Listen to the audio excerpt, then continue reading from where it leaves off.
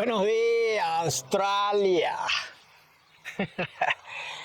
Today's video is about what we do to save money in our travels.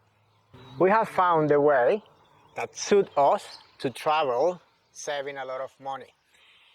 And that way is house sitting. Now, Liz is in charge of the house sitting. So let's talk with her first.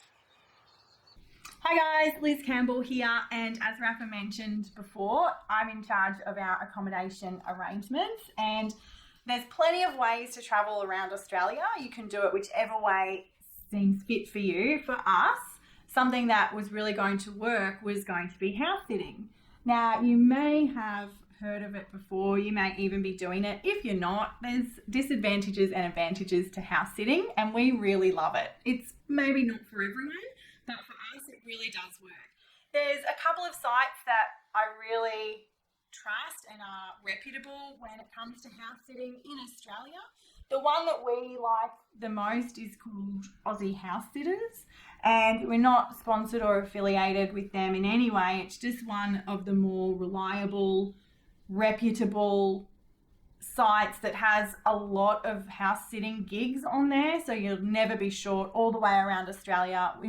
Whichever place we've looked at, there's always been jobs.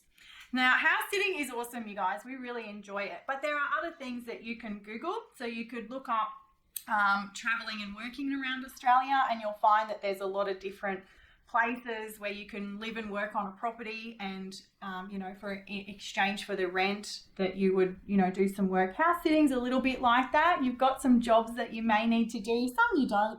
Mostly the best job that you get to do with house sitting is actually looking after cute little puppies and kittens, maybe feeding some fish.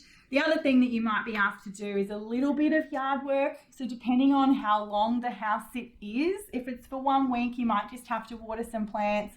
If it's for a month, you may have to mow the lawn, depending. But it's up to you. There's plenty of different gigs out there, and there's heaps of different places that you can explore. So some of the other sites that you can check out, another one that we haven't used but I like the look of, is one called Trusted House Sitters. But as I said, if you just did a quick Google search on different places to stay or different house sitting sites, you can actually do this all around the world. And there's been plenty of people that actually do it all around the world, and you can stay in castles and villas on cliffs and beach houses and all sorts of cool places. So for us, for Aussie House Sitters, I'm just going to take you through what it actually is. It's not a free site. You do have to pay to be on this site. For us, it cost about $80 a year. On their site, it says at the moment, at the time of filming this, it was $84 a year. Sometimes they have deals that they'll do, so you might get 20% off, or they might have 50% off, or buy 1 year and get 6 months free. Whatever it is, I elected that this one was the best one for us, and paying that amount of money was no big deal, simply because of all the gigs that are on there.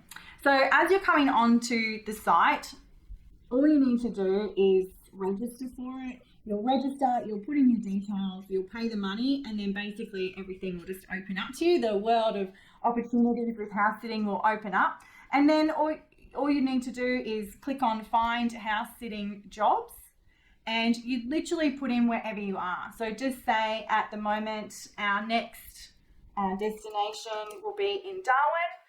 So you click down on Darwin, Northern Territory.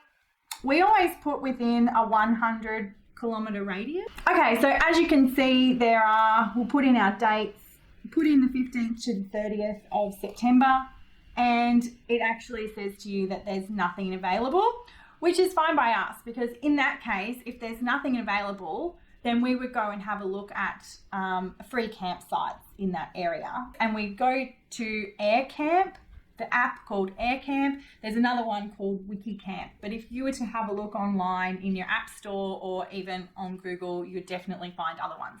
They're just the two that we use and recommend, because there's always free camps on there. Anywhere we're looking. If nothing comes up for you when you're wanting to do your house sitting, that's fine. There are plenty of other options. All right, so in that case, let's widen our search and we'll take it to the end of October. We'll take it from September 15 to the end of October and let's see what comes up. Cool, there's something that's come up here, and if you click on it and have a look, it will actually tell you what they need from you. They've actually said for this one that sitters with a caravan are preferred. So they will let you know. If it doesn't work for you and it doesn't work for them, you just move on to the next one. So this one's got a duration of 1 week and 6 days. We're going to be looking after a dog, a cat and a fish. There's minimal garden or plant care. And it says families are welcome, space for caravan. You can't bring your own pet and smoking only outside. So they let you know what their terms are.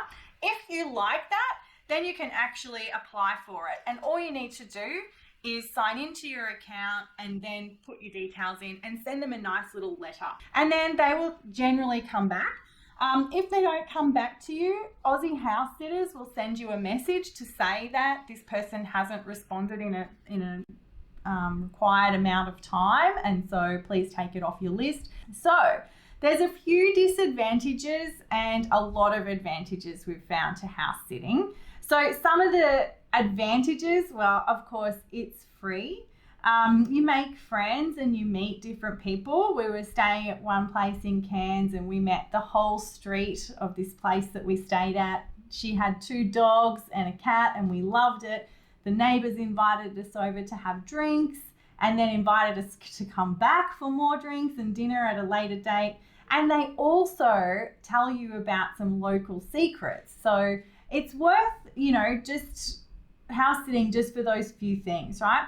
Some other things that are advantages with house sitting is that it's sometimes when you're traveling, it's really nice when you've been in a tent or in a caravan or whatever it is to have a shower, have a nice bed, have a home as such. Some of the disadvantages, and we couldn't think of many because we actually really do enjoy it, but some of them are that, one, it's not your place, so you might feel a little bit wigged out.